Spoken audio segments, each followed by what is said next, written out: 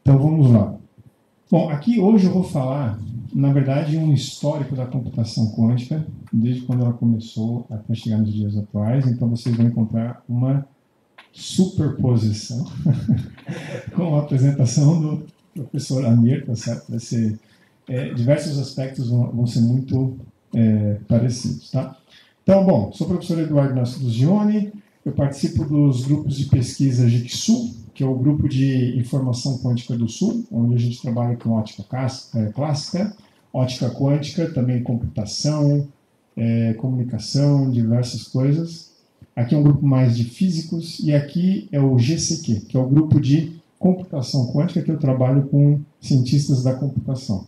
E também gostaria de agradecer, já desde o começo, né, as agências de fomento CNPq, CAPES, né, que patrocinaram a vida aqui no nosso projeto que a gente tem em colaboração, e o INCT de Informação Quântica, importantíssimo para o desenvolvimento dessa área no país, e o IQNAM, que é um INCT de desenvolvimento de dispositivos quânticos e nano, né, nessa área, que quem coordena é o professor Gilberto Medeiros. Ok? Bom, agradecer o convite ao Alexandre e à comissão organizadora, tá? Um prazer estar aqui e falar um pouquinho sobre a computação quântica.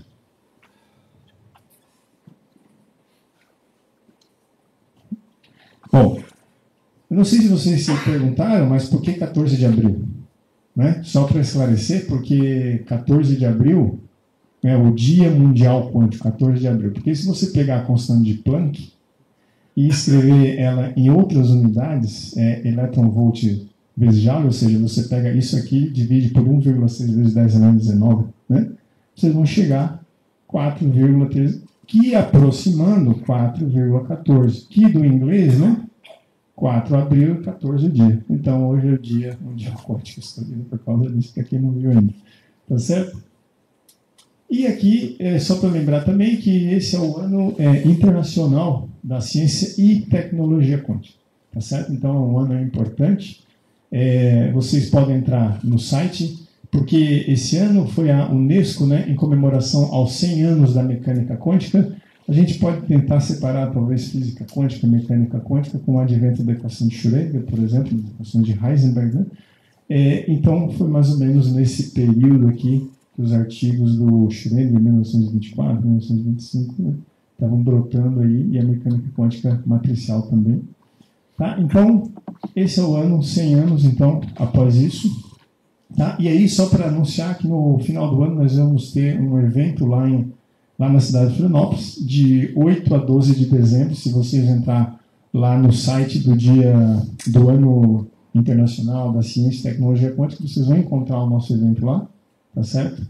Esse evento é um evento de ciência e tecnologia quântica, então vão ter todas as áreas, computação quântica, comunicação quântica, metrologia quântica, e estão todos convidados a participar, tá certo?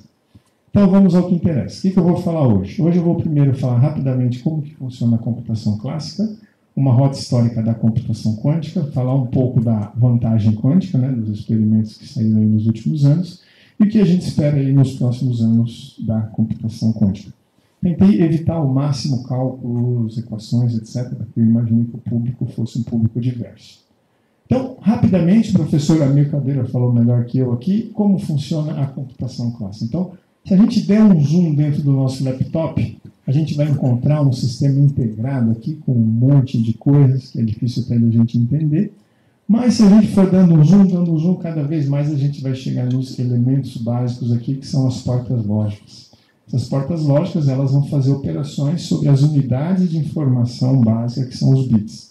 Nesse caso aqui, vocês estão vendo portas NANDs. Eu já vou falar o que são essas portas NANDs. Então, os elementos que a gente vai codificar a informação, a gente chama de bit, né, que vem de dígito binário, que no caso a gente representa como 0, 1, poderia ser verdadeiro ou falso, etc. E, na verdade, tudo que está acontecendo dentro dos nossos computadores, dentro dos nossos celulares, nos nossos aparelhos eletrônicos digitais, nada mais são do que sequências de pulsos, sequências de zeros e uns que são controladas por aquelas portas lógicas. Com aquelas portas lógicas a gente faz soma, multiplicação, divisão, subtração, escreve os textos, faz tudo. Tá ok? E essas portas lógicas, eu vou mostrar algumas aqui, só para vocês entenderem a importância delas e como as coisas foram mudando com o passar do tempo. Então, na computação clássica, a gente chama de conjunto de portas lógicas universais, que são as portas necessárias para se processar tudo que a gente precisa. Então, um conjunto possível é formado pela porta AND, a porta NOT e a porta OR. Esses aqui são os símbolos que se usam. Então, rapidamente falando aqui, eu só vou passar uma dessas tabelas só para vocês entenderem um ponto que vai vir à frente, que é, digamos que A e B são os valores dos bits possíveis, então se entrar bit 0 e bit 0, vai sair 0. A porta AND está fazendo o papel de uma espécie de multiplicação aqui. Então, 0 vezes 0, 0, 0 vezes 1, 0, 1 vezes 0, 0, 1 vezes 1, 1. Ou seja, a porta AND só vai sair 1 quando as duas entradas forem 1. Tá? Então, notem, duas entradas, ou seja, aqui pode ser entrada A, aqui pode ser entrada B, e aqui a saída, que é aquela outra coluna lá, que é o resultado. Tá ok? Notem que a única porta que só tem uma entrada e uma saída é NOT, a porta OR tem duas entradas e uma saída, e isso vai ser importante depois. Só que a gente pode trocar todas essas três portas por uma única porta só, que é a porta NAND. Ou seja, a porta NAND sozinha, ela forma um conjunto universal de portas lógicas, mas, claro, você vai ter que dispor mais portas dessas, às vezes, para descrever uma única dessas, por exemplo. Tá? Então, o que é a porta NAND? Ela nega toda a saída da porta AND. Então, onde é 0 vira 1, onde é 1 vira 0. Tá ok? Então, com isso a gente pode fazer somas. Né? A gente pode montar os circuitos. Né? Então, você tem A e B entrando, e o resultado é a soma S. O CIN é o carry in, porque quando a gente faz uma soma, lembra que às vezes vai 1? Então, aí essa informação ela vai estar aqui, e lá também a saída. Tá? Então, entendeu como é que funciona a computação clássica. Tá? Esse é o princípio básico por trás dos nossos celulares, computadores, etc. Vamos ver como que isso se encontra com a história da computação quântica. Então, o primeiro passo para a gente entender essa citação aqui do David Deutsch, como vocês vão ver que é um dos pais da computação quântica, ela é importante. Por quê? Olha só, o seguinte, a teoria da computação sempre foi considerada um tópico abstrato da matemática pura. Isso é um equívoco. Os computadores são objetos físicos e a computação é um processo físico.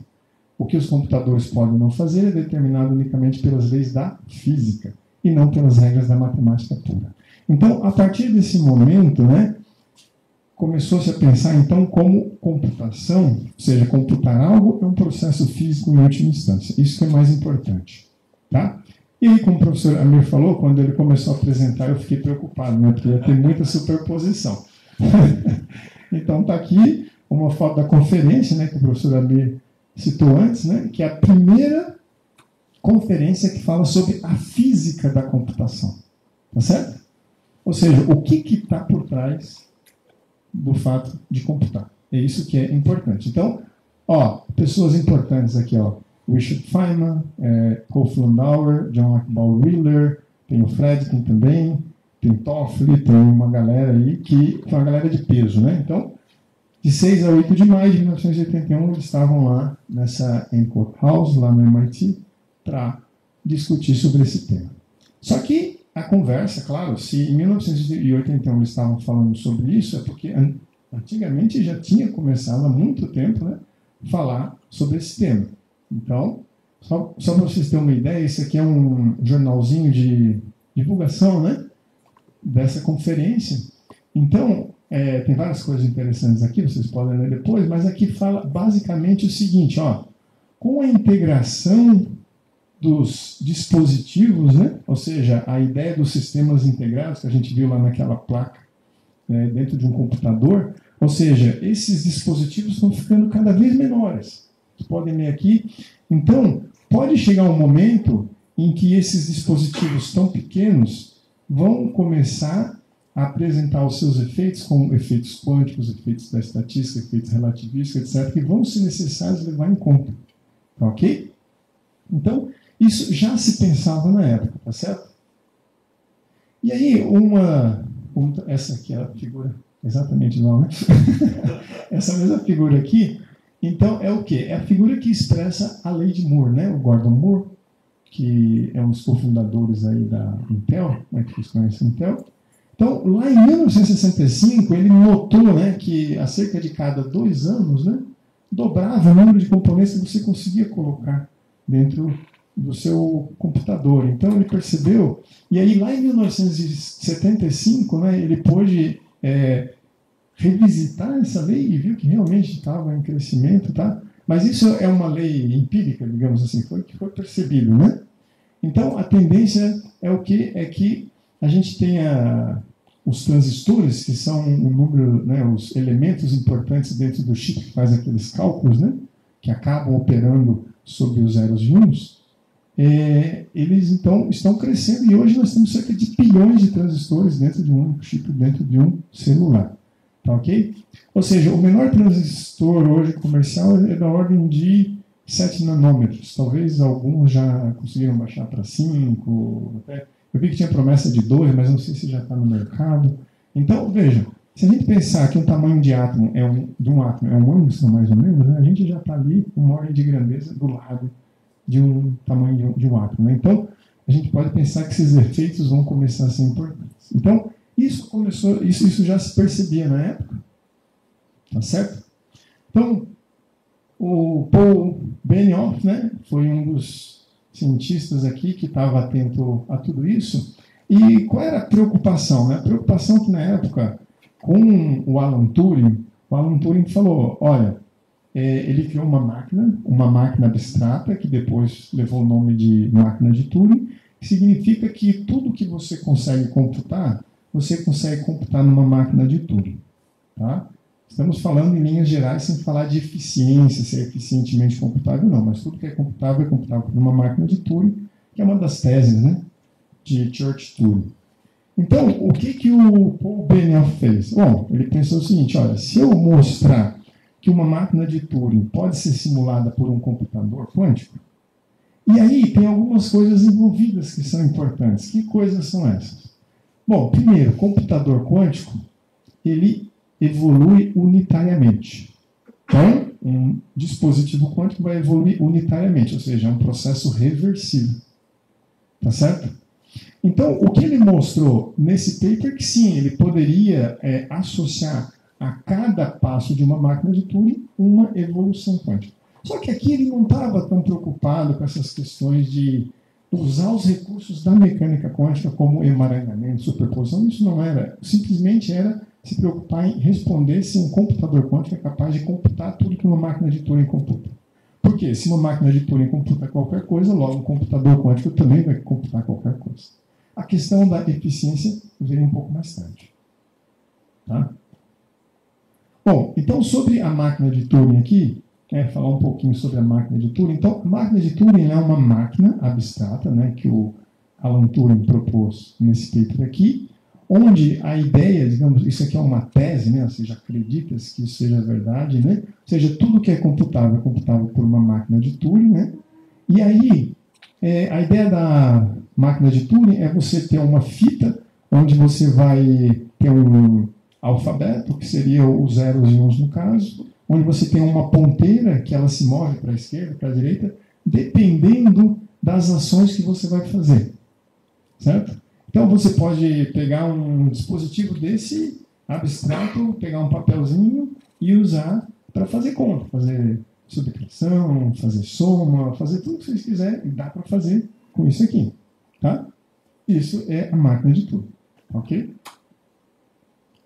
E aí aquele outro ponto que estava lá no artigo do Paul Benioff era a reversibilidade. E outros cientistas já estavam pensando nisso. Esse aqui é o Charles Bennett, e o Charles Bennett mostrou que é possível fazer computação clássica reversível. Tá certo? Por que a questão da computação clássica reversível? Lembra quando eu falei da porta IND? O que acontecia? Tinha 2 entradas e uma saída, né? Lembra que naquela tabela verdade, as 3 primeiras saídas eram 0. E a última era 1. A pergunta é, se saiu 0, você sabe dizer quais foram as entradas? Se foi 0, 0, 0, 1 ou 1, 0? Não dá para saber. Então, significa que é um processo irreversível. Tá? Então, e o que estava acontecendo? Isso é um processo que é irreversível, e aí toda a conexão com a física, com a termodinâmica, com a produção de entropia, etc., veio o princípio de Landauer, tá certo? O princípio de Landauer, então, devido ao Wolf Landauer, né, fala que toda vez que você apaga uma quantidade de informação, você então libera KTLN2, onde a temperatura aqui em Kelvin e K é a constante de Bose. Então, notem que todos esses cientistas da computação estavam com um forte envolvimento com a física, né? Era um negócio, ou seja, não dava para distinguir um ou outro, tá certo? Então, e aí, se vocês olharem os trabalhos deles, né, eles falam realmente em descrever um modelo de computação quântica usando o sistema físico, só que o sistema físico obedece à lei da termodinâmica, tem dissipação, como é que eu faço isso, como é que eu faço aquilo. Então, é um negócio bem, digamos assim, bem físico mesmo, tá certo? E isso é muito interessante. Então, ou seja, a visão sobre o que é computar mudou totalmente. Não é aquele negócio abstrato que quando você vai lá no curso de ciência da computação, não sei se tem alguém aqui que é da ciência da computação, mas eu tenho colegas da ciência da computação, para eles computar realmente algo abstrato, embora eles estudem, né, abstração de hardware, as camadas do hardware, estudem um monte de coisa, mas para eles acaba, no final da história, como se fosse algo realmente abstrato. Mas, no fundo, computar é algo físico. E aí a gente pode se perguntar, quais são as últimas leis que dizem se um cálculo pode ser feito de maneira eficiente ou não? Tudo vai recair sobre a física. Tá ok? Então, agora a gente chega então lá na década de 80 com Feynman, né? Ou seja, notem então que o Paul Benioff já estava falando de computação quântica. Tem um outro pesquisador russo aqui, o Manin, que eu não vou colocar ele aqui porque eu não achei nenhuma fonte confiável assim que eu pudesse tirar o material, mas ele também já no livro dele que fala sobre a ideia de computadores quânticos, tá?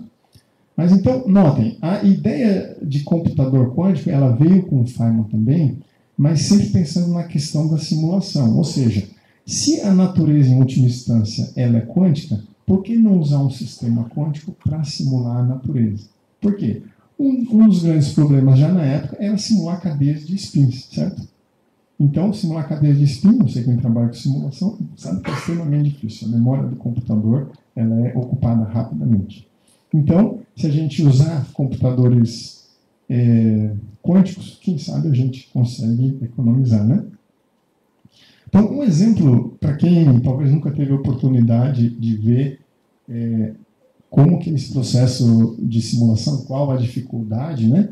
A gente pode pensar aqui, ó, eu tenho amostras aqui de ferro 56, tem 26 prótons, 26 elétrons e 30 nêutrons, tá certo?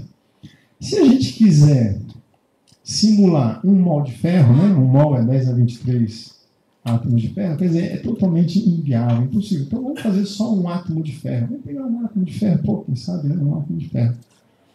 Só que um átomo de ferro, pessoal, vamos só ter uma noção para ver se a gente conseguiria fazer isso. Porque um átomo é complicado. Então vamos pegar só os elétrons que estão lá no ferro. Opa, mas elétron tem grau de liberdade espacial, tem grau de liberdade de spin. Vamos jogar o grau de liberdade espacial, que ele é muito complicado, né? São funções contínuas no espaço, etc. Vamos só pegar o spin. Bom, aí vocês sabem que o elétron ele tem spin meio, não tem? Então, o spin meio está aqui, ele só tem duas projeções possíveis, mais meio e menos meio em unidades de H cortado, certo? Então, vamos lá. Se eu tiver que simular um spin no computador clássico. Então, bom, o spin tem spin para cima e spin para baixo. Se eu descrever o spin para cima usando um bit, estritamente falando, quando a gente escreve qualquer coisa no computador clássico, a gente usa uma certa string, né, onde a gente vai usar onde a gente vai usar uma determinada precisão. Se for precisão dupla, 64 bits. Então, em princípio, eu usaria 64 bits para escrever spin up, mais 64 bits para escrever o spin down. Se eu tenho dois spins, eu posso ter 4 possibilidades. Up, up, down, down, down, up, up, down. Então já são 4 possibilidades. Então 4 vezes 64 bits. Se eu tenho 3 spins já são 8 possibilidades, né? Up, up, up, up, up, down, vai indo até chegar todo mundo down, down, down. Então eu tenho 8 possibilidades vezes 64. Ou seja, vocês estão vendo aí que o crescimento está sendo exponencial. Que 12 elevado a 10 vai dar 1024. Isso que eu nem multipliquei aqui 64 bits para representar cada uma dessas configurações. Então, se eu tiver 43 spins, eu vou gastar 1 terabyte para registrar essas possíveis configurações. Só que quando eu lembro que cada uma dessas configurações eu vou gastar 64 bits, portanto, eu vou precisar, para 43 spins, de 70 terabytes de memória para registrar isso no computador. E então, se eu for fazer uma simulação disso, ou seja, simulação quântica, onde eu posso ter estados em superposição de todas essas configurações possíveis aqui, né, eu preciso ter uma memória RAM em geral que dê conta de fazer isso.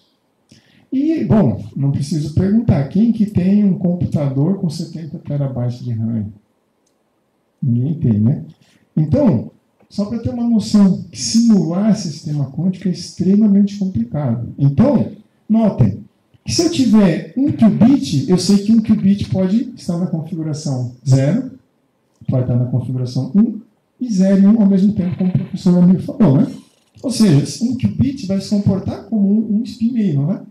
Então, apenas com 43 qubits, eu posso representar 43 spins, enquanto que no computador clássico, eu precisaria da ordem de 70 terabytes. Vocês estão vendo? A diferença, esse ganho é exponencial. Então, esse ganho é um ganho exponencial em memória, que é muito importante, que faz a computação quântica ter essa vantagem. Tudo bem? Então, depois do Feynman, que foi lá em 1982, 81, a gente vem com quem? A gente vem com o David Deutsch. Tá, lembrando, pessoal, eu não estou fazendo aqui um levantamento histórico tão detalhado, passo a passo, de propostas, etc. Eu estou pegando algumas mais importantes, que eu julgo mais importantes, mas não sou apenas eu, várias pessoas têm essa linha de pensamento, certo? Então, o David Deutsch, que é um pesquisador de Oxford, né? Ele propôs esse paper aqui, lá em 1984, que foi publicado em 1985, a ideia, então, de um computador quântico universal. Tá certo? E aí o Deutsch, aqui sim, ele explora o paralelismo, certo? A questão da superposição, de processamento em paralelo. Tá? E ele também é conhecido como o pai do modelo circuital da computação quântica. O modelo circuital, nós vamos falar um pouco mais à frente, pessoal. Nós temos os estados de entrada, são todos qubits no estado 0. E esses qubits, ao evoluírem da esquerda para a direita, eles vão passando por essas portas lógicas. E vão sofrendo os efeitos dessas portas lógicas. Ao final da computação, a gente tem um estado geral desses n qubits, e a gente tem que fazer medidas para extrair as informações necessárias que vão retornar a solução fundada do problema. Tá? Então, essas portas lógicas aqui, notem, tem portas lógicas controladas, etc. etc. Tá? Então, o Deutsch foi o pai desse modelo circuital. E aí, não sei se vocês chegaram a pensar nisso, mas quando a gente diz o seguinte, olha, eu tenho uma máquina, que é a máquina de Venturi quântica, eu tenho uma máquina que funciona com modelo circuital, eu tenho que mostrar que esses modelos são equivalentes entre si. E lá na teoria da computação quântica, a gente diz que um modelo é equivalente ao outro quando a quantidade de recursos que eu uso para representar um modelo é polinomial em função da quantidade de recursos que é usado para representar o outro modelo. Então, o Endel Yao aqui, ele mostrou que, realmente, qualquer coisa que é computável usando uma máquina de Turing quântica também pode ser computável usando um circuito quântico de tamanho polinomial. Tá certo? Então, são formalizações aí que dão as bases sólidas para a gente continuar usando os modelos. Ou seja, quando eu usar um modelo circuital quântico, eu sei que eu posso computar qualquer coisa usando esse modelo circuital quântico. Tá? Então, vou dar um exemplo aqui, que é o problema de Deutsch. Eu tentei pegar o exemplo mais simples, tá? Para ver se todo mundo consegue entender onde está o poder desse paralelismo da mecânica quântica. Então, vamos lá. Qual é o problema de Deutsch? Vamos decidir se uma função booleana é constante ou balanceada. O que é uma função booleana? Ela depende de entradas como 0 e 1. Nesse caso aqui, a saída também ou é 0 ou é 1. Tá certo? O que a função é constante? A função ela é dita constante quando, para qualquer entrada, ela vai fornecer a mesma saída. Então, ela tem o mesmo valor, é constante. A função é dita balanceada quando, para entradas diferentes, ela vai ter saídas diferentes. Nesse caso, apenas o 0, 1. Certo? Então, o problema é esse. Se eu saber se a função é constante ou balanceada. Eu não quero saber quanto vale a f de 0, eu não quero saber quanto vale a f de 1. Eu quero saber se ela é constante ou balanceada. É essa a pergunta. No caso clássico, pessoal, em geral, né, a menos que alguém apresente uma outra resposta melhor, mas no caso clássico, a gente vai lá, calcula f de 0, calcula f de 1 e compara as saídas. Ou seja, eu fiz duas consultas ao oráculo. O oráculo que está dizendo o valor da função. Tá? E no caso quântico? Bom, no caso quântico, a gente tem esse circuito aqui, que não é devido ao Deutsch. Quando ele apresentou esse problema, ele solucionou de uma outra maneira, bem mais complicado. Aqui está bem mais fácil de a gente entender nos dias atuais. Então, eu vou entrar com o meu estado zero. Quando eu passo por essa porta lógica quântica chamada porta de Hadamard, que o professor Amir mostrou, o zero vai para uma superposição de 0 mais 1 sobre a raiz de 2. E aí, quando esse estado entrar no oráculo, cada estado vai ganhar essa fase aqui, ó, menos 1 elevado ao valor da f. Menos 1 elevado a f de 0, menos 1 elevado a f de 1. É isso que esse oráculo faz. Então, uma vez foi consultado o oráculo. Só que o oráculo, como ele é quântico, ele atua de forma diferente nos estados 0 e no estado 1. Certo? O oráculo aqui, ó, o que ele é? Ele é uma transformação unitária. Então, a ideia de oráculo na computação é um ente imaginário que você pergunta e ele responde. Do ponto de vista prático, o oráculo é uma outra pessoa que sabe das coisas e você pergunta para ela. Tá? E aí, então, depois, esse estado aqui é o estado depois de passar pelo oráculo, passa por uma porta de Hadamard. Quando passa por essa porta de novo, o 0 vai ser levado para 0 mais 1 sobre a raiz de 2. E o 1 vai ser levado por 0 menos o ket 1 sobre a raiz de 2. De tal forma que você rearranja os termos, e esse é o estado aqui, ó, depois de todo esse circuito aqui. Ó. Aí agora que chega a parte interessante. A gente vai ter que medir. Quando a gente mede, se a gente medir o 0, significa o quê? Que essa amplitude aqui, ela é 1, por exemplo, e aqui é 0, né? Então, para isso aqui dar 1, nota o seguinte, esses termos eles têm que se somar. Então, ó, uma possibilidade é, vamos dizer que a f de 0 e a f de 1 sejam iguais a 0. Menos 1 elevado a 0 dá 1, né? Então vai ficar 1 mais 1 dá 2, dividido por 2 dá 1. E aqui? Menos 1 elevado a 0 dá 1, menos 1 elevado a 0 dá 1. Só que tem esse menos aqui. Então aí eles se cancelam, tá vendo? Então se a função for constante, esse termo sobra, esse termo se cancela. Se ela for balanceada, onde f de 0 e f de 1 tem valores diferentes, esse termo que se cancela e esse termo que dá 1. Entendeu a ideia? Então, medindo 0, a gente sabe que ela é constante. Medindo 1, sabe que ela é balanceada. Então, quantas consultas foi feita ao oráculo? Uma consulta. Então, aqui nós estamos quantificando a complexidade computacional do problema em termos de consulta ao oráculo. No caso clássico, eu perguntei 2 vezes a função f de 0 e f de 1. No caso quântico, eu perguntei só uma vez. Ninguém está perguntando aqui qual foi a dificuldade para construir esse oráculo. Só estamos nos perguntando quantas consultas foram feitas. Tá ok? Tá. Então, esse problema ele foi estendido posteriormente com a ajuda do Richard Joseph, né? Então, o David Deutsch e o Richard Joseph, eles então estenderam isso para a situação onde a função agora f de x, de novo, ela é constante ou balanceada, só que em vez de ela ter apenas 0 e 1 como entrada, ela pode ter uma string de n bits como entrada, ou seja, todas as combinações possíveis, 0, 0, 0, 0, 0, 0, 0, 1, e assim vai. Ou seja, ela tem 2 a n possíveis entradas, só que a saída é o 0, 1. Então, a função só pode ser constante ou balanceada. Então, se ela for constante, a função avaliada em 2 a n possibilidades tem que ser tudo igual. Ou tudo igual a 0, ou tudo igual a 1. Se ela for balanceada, metade de 2 a n, né? Assume um valor, a f na outra metade assume outro valor. Tá certo? E aí, Isso aqui é só para vocês terem uma noção, para quem nunca viu um circuito quântico, então é só uma generalização daquilo que está lá, né? Ó, N bits aqui, N portas Hadamard, um oráculo que atua em todo mundo, N portas Hadamard em medida. Então, aquilo que a gente fez antes era só uma linha aqui. Agora a gente estendeu para N bits. Qual é a moral da história aqui, então, pessoal? Quanticamente, de novo, a gente consegue resolver esse problema com uma consulta ao oráculo. Só uma consulta ao oráculo. Esse problema, ele admite soluções determinísticas e probabilísticas. O que quer dizer isso? Uma solução determinística é quando você tem certeza que a função é constante ou balanceada. Uma solução probabilística tem uma probabilidade de você acertar que ela é constante ou balanceada. Então, a solução clássica, que eu não vou mostrar aqui, mas tem uma solução clássica probabilística, também é eficiente. Da ordem de pouquíssimas medidas, 10 medidas, você já descobre. Ou seja, descobrindo apenas 10 valores da f de x, você já sabe se ela é constante ou balanceada. No sentido que você tem uma alta probabilidade de encontrar a solução correta. Agora, no caso determinístico clássico, ou seja, se você quer ter certeza se a função realmente é constante ou balanceada, notem, como metade das funções, vamos dizer que você começa a avaliar f de 0, f de 1, f de 2, f de 3, vai indo.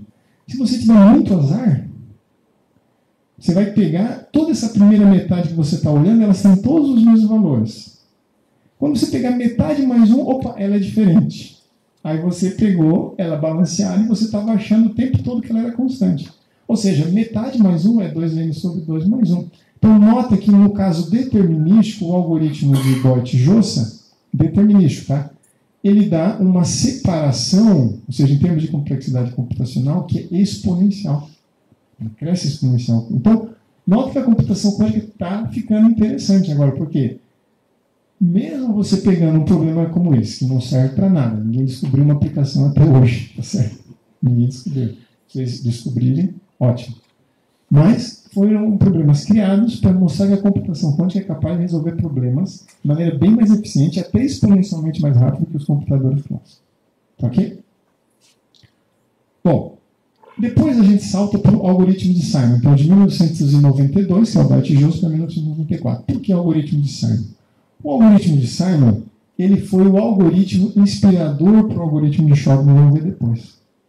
O algoritmo de Simon, pessoal, basicamente, eu vou aqui ter um enunciado dele, né? Mas basicamente, a gente tem que encontrar se a função ela é dita 1 para 1 ou 2 para 1. Equivalentemente, a gente vai encontrar um período C. Então, qual é o problema de Simon? Né? A propriedade do problema de Simon que a gente está estudando é essa aqui. Ó. Diz que f satisfaz a propriedade de Simon se a f de x1 for igual a f de x2, se somente x1 é igual a x2. Esse aqui é a soma módulo 2 com C. Então, x1 e x2 são strings, lá, de 0 e 1 de n bits. C é uma string possível que você não conhece. Então, exemplo de função que é 1 para 1. Ó, 0, 0 foi na saída 1, 0, 0, 1 foi na saída 1, 1, 0 foi na saída 0, 0, 1 foi na saída 0, 1. Então, para cada entrada tem uma saída diferente. Então, 1 para 1.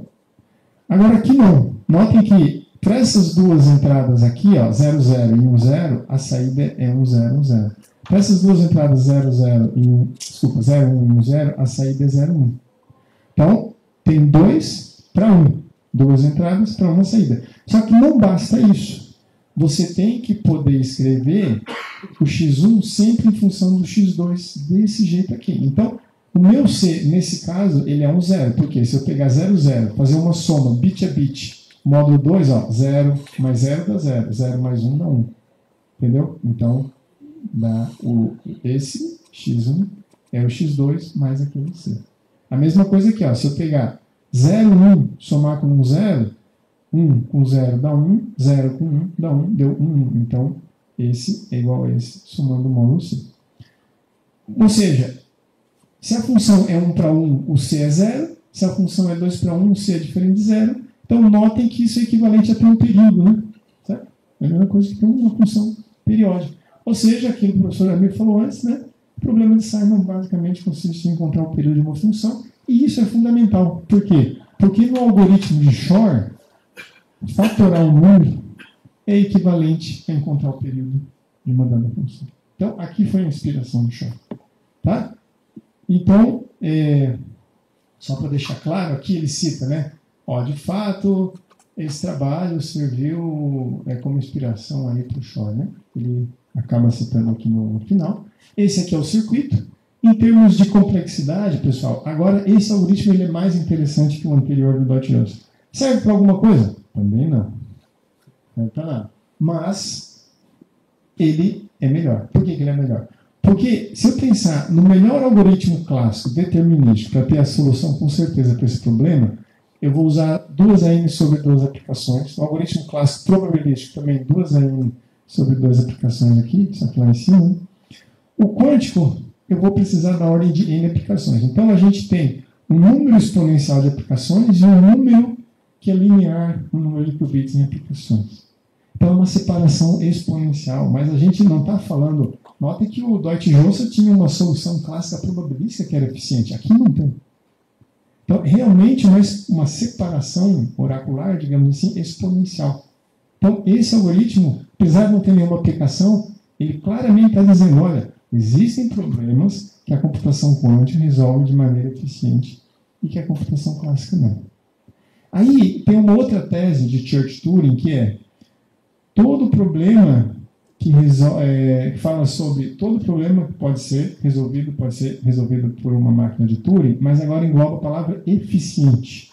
Né? Todo problema que pode ser resolvido é resolvido eficientemente por uma máquina de Turing. Isso aqui diz que não. Ó, se pegar uma máquina de Turing probabilística, que é a solução clássica probabilística, ela não resolve de maneira eficiente o que os computadores quânticos fazem. Então, esse problema é importante também. Tá? Deixa eu ver aqui que eu vou agilizar. Então, vamos lá. Aí a gente chega no algoritmo de fatoração de Shor. O Shor, qual é a ideia? É encontrar os números primos P e Q, que multiplicados dão um número inteiro N. Isso aqui foi em 1994. E aí a gente pode pensar, opa, ó, se eu entregar esse número aqui, ó, que nem deu para escrever tudo aqui, ele é o produto desses dois números aqui, que são primos. Então, se eu entregar esse número, eu pediria para vocês encontrar quem são esses fatores, né? O professor botou uns dados ali que vocês iam gastar muito tempo, tá? Até bilhões de anos, né? Mas qual é a importância disso? A importância disso é que você pode usar isso para fazer comunicação, como é usado no protocolo de chave assimétrica RSA, que vem aos autores Rivest, Shamir e Edelman, tá certo? Que é um protocolo de criptografia assimétrica, ou seja, a chave pública é aquela chave que todo mundo pode ter, que é esse número aqui. Mas a chave privada é só quem tem os P's e Q's. Então, assim, é possível fazer transação bancária, usando o celular, etc., graças a essas conexões, graças a essa dificuldade aqui. E o que o Shor veio mostrar? Então, ele veio mostrar que agora sim, num problema prático, a computação quântica se tornou importante. Esse é um problema de segurança mundial, que quem tiver um computador quântico funcionando, digamos, a todo vapor, com seus milhares, talvez bilhões de qubits, né? Com correção de erro, qubits lógicos, bonitinho, vai conseguir fatorar. E aí vai causar um grande problema para o mundo inteiro. Mas, claro, hoje em dia a gente tem a criptografia pós-quântica que está tentando se antecipar isso. Quem sabe ela realmente breca um computador quântico. A gente não tem certeza disso totalmente, né? Por quê? Porque eles fizeram alguns algoritmos e alguns já foram quebrados. Mas a esperança é que alguns deles sobrevivam. Então, reduziu aqui de um ganho que é subexponencial para um ganho polinomial. Então, pessoal, a partir de 1994 a computação quântica explodiu. O investimento na computação quântica, um monte de gente pesquisando. Por quê? Finalmente uma coisa prática veio da computação quântica e para um problema extremamente importante. Ok? Não poderia deixar de citar o algoritmo de Grover, que é um algoritmo que, lá em 1996, ele faz uma busca num banco de dados que é desestruturado, que não está organizado. Então, tá certo? E qual é o ganho do algoritmo de Grover? O ganho dele é quadrático. Ou seja, vamos pensar que vocês têm uma lista com 1 milhão de nomes totalmente embaralhados. Se vocês tiverem que fazer a procura de um nome naquela lista, em média vocês vão precisar procurar metade dos nomes na lista, mas se você, então, usar o algoritmo de Grover, em média você vai precisar pesquisar apenas 1000 nomes, ou seja, um fator só de 500 vezes. É um ganho quadrático, não é um ganho exponencial, mas estão vendo a importância aqui. Bom, as dificuldades sobre a implementação do algoritmo de Grover a gente pode conversar depois. E aí, então, só para vocês terem uma ideia, se vocês quiserem acompanhar os algoritmos quânticos aí que surgiram depois disso, uma série de algoritmos importantes, tá? Vocês entram nesse site aqui. Algoritmos, se vocês entrarem no archive, tem aos montes, mas só que algoritmo importante, digamos assim, que não é só uma pequena modificaçãozinha do que já está lá. Aqui tem uma lista muito boa e completa. Tá? Então, acho que eu vou pular aqui para a parte mais importante. Aqui eu vou falar da primeira implementação experimental de um algoritmo quântico, que foi feito em 1998, usando ressonância magnética nuclear, com 2 spins nucleares, e para resolver o problema de Deutsch.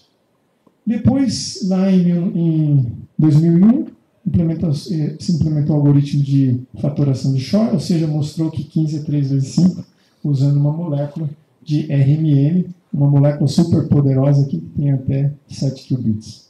Certo? Uma molécula feita sob medida, digamos assim. O problema é a escalabilidade desse modelo de computação, porque todo mundo abandonou ele. E aí, o primeiro computador comercial da história, ele foi lançado em 2011 por uma empresa canadense chamada D-Wave. Tá? O professor Amir falou um pouco dos qubits de fluxo, não vou falar mais aqui, mas ele funciona num método que é diferente daquele método circuital que eu falei. Ele funciona no que chama de quantum annealing, que vocês podem perguntar depois. Tá? Se ele é quântico ou não, essa é uma discussão importante, né, professor? Bom, exemplos de vantagem quântica, então só para não deixar passar em branco, pessoal. Em 2019, a Google publicou esse artigo aqui na Nature, né? A história da tal da supremacia quântica, que hoje a gente chama de vantagem quântica. Tá?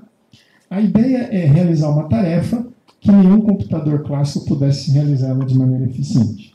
Para isso, eles usaram qubits supercondutores, usando esse chip aqui, que é o Sycamore. Tá? E aí, então, eles tinham qubits, no caso, os qubits são essas cruzinhas cinzas aqui, eles tinham 54, mas um deles pifou, ficou com 53. E aí o que eles fazem aqui é fazer sorteios aleatórios. Eles fazem camadas de portas de 1 qubit, portas de 2 qubits. 1 qubit, 2 qubits. E aí a ideia é, será que eu consigo simular o resultado dessa computação classicamente? Então eles fizeram sorteios aleatórios dessas portas lógicas.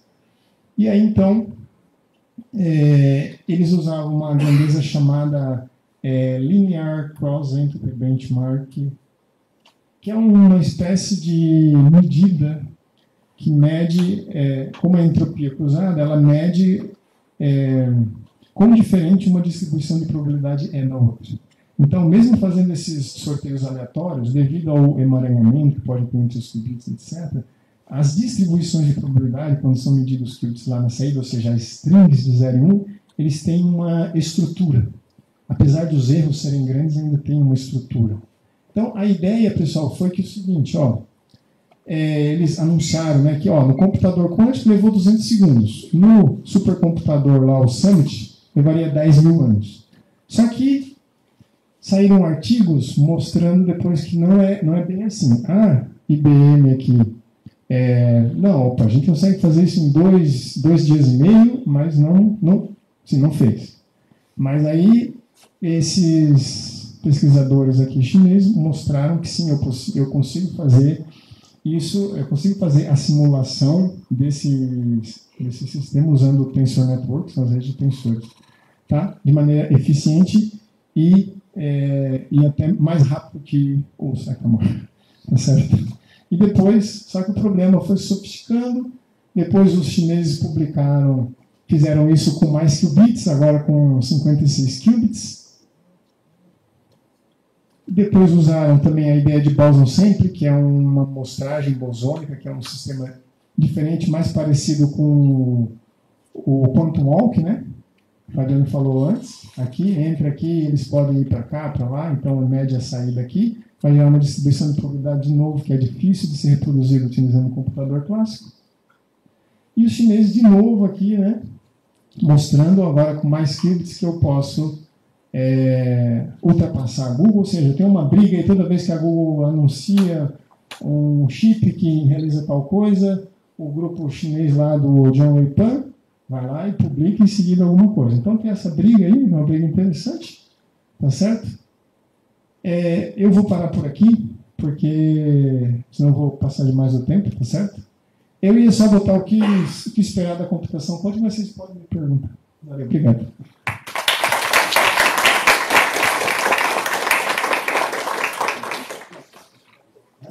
Perguntas, gente.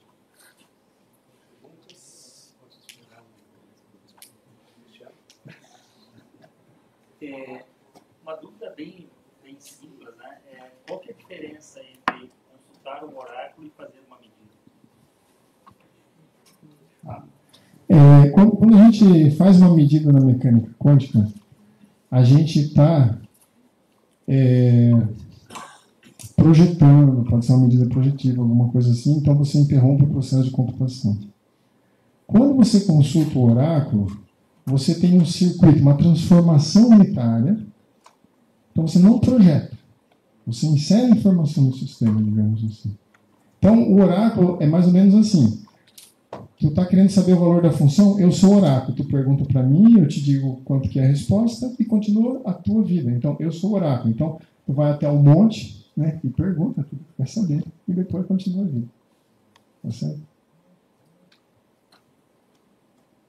Também relacionada a essa pergunta, uma dúvida básica. Você faz uma consulta ao oráculo, né? Faz lá uma transformação. Mas na sua expressão, ela precisa calcular de alguma forma o valor da função em f de 0 e f de 1. Eu não posso contar isso como duas consultas ao suboráculo que está dentro do oráculo. Tá. É porque no caso quântico, devido ao princípio de superposição, você consegue operar com esse oráculo simultaneamente em vários estados da base. Então, no caso clássico, você não tem a superposição. Você precisaria, digamos, de dois oráculos em paralelo, entende? Essa que é a diferença. Mas aí vamos pensar num caso de escalabilidade.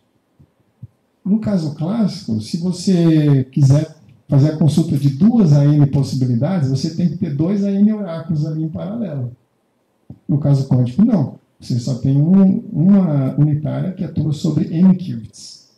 Então, quando você tenta comparar o mundo clássico com o mundo quântico, tem esse gap exponencial, sabe? Então você vai precisar de muito mais recursos clássicos.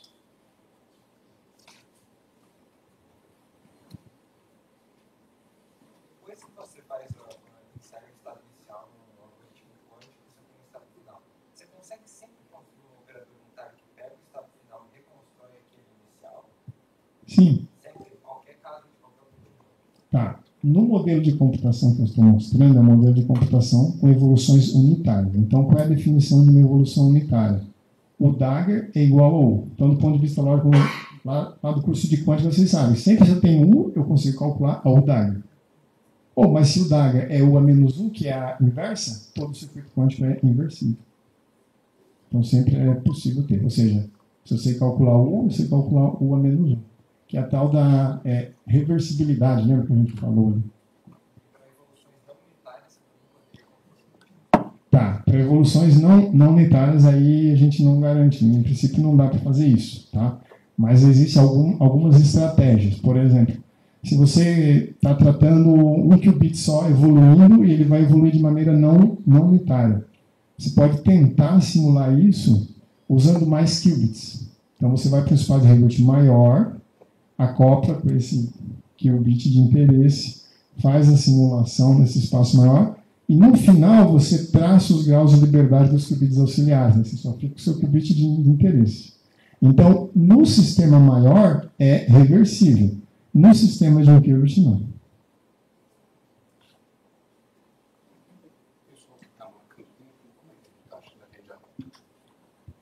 Tem 1 minuto. Se alguém... 50 minutos do Eduardo, ele tem 1 minuto. Não sei se minha pergunta faz sentido, mas se eu pensar classicamente primeiro, tem um circuito eletrônico, né? Calculo lá corrente saída. Mas eu posso, seria um computador analógico, eu posso ter uma equação diferencial que representa esse circuito e eu vou integrar essa equação diferencial usando bits 0, 1, 1, 0. Como é que são esses computadores quânticos? Eles são analógicos nesse sentido?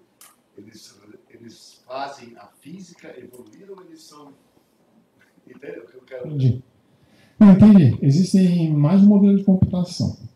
Aquele modelo que eu falei lá da empresa canadense de Wave, ele aqui, ele é um modelo analógico. Por quê? Porque ele vai fazer uma evolução contínua no tempo. Então ele pega um estado inicial, fácil de preparar, evolui no estado fundamental do sistema. Quando chega no tempo final da computação, o sistema ainda está no estado fundamental, só que você construiu as interações para que, quando eu chegar naquele estado fundamental, eu obtenha a solução do problema. Então, esse é um modelo de computação contínua. No outro, não. No outro é discreta. Então, se você quiser, por exemplo, como é que você resolve a integral, derivada no computador quântico, como é que resolve todas essas coisas? Bom, existem diferentes formas, mas você tem algoritmos quânticos para isso, né? Ou seja, no caso ali é digital, você vai ter que discretizar tudo. Tá? Não tem, assim, mas aí você também pode, por exemplo, tentar fazer computação quântica analógica. Por quê? Algumas pessoas fizeram isso já. Então, se você pensar assim, eu tenho uma evolução que era determinada no mundo quântico pela equação de Schrödinger. Se a gente pensar nos graus de liberdade espacial, né, de uma partícula de um íon aprisionado, alguma coisa assim, ele tem o termo cinético, que é P ao quadrado sobre 2m, que é menos h cortado ao quadrado, derivada segunda, né, o Laplaciano lá. Você tem termo de potencial. Se você conseguir mapear essa equação, adicionando talvez algum termo no potencial, você transforma ela numa equação diferencial que você está interessado em solucionar também. É uma outra possibilidade. Não é tão comum, mas em geral a abordagem não é essa. Vou te dar um exemplo do que a gente já fez. A gente já fez, por exemplo, algoritmo quântico que soluciona um problema de forma híbrida. Como? Por exemplo, se você tem um problema de dinâmica de fluido, você tem as equações de Navier-Stokes. O procedimento padrão é você resolve via métodos de diferenças finitas, então você sai daquela equação diferencial, transforma a derivada em diferenças, e essas diferenças, no final da história, geram um sistema de equações lineares acopladas. Aí eu vou lá no computador quântico, que eu já sei um algoritmo, resolvo o sistema de equações lineares no computador quântico, resolvo e volto para cá, entendeu? Então, existem várias técnicas assim. Esse foi só um exemplo. Pessoal, vamos encerrar então, e a gente vai começar a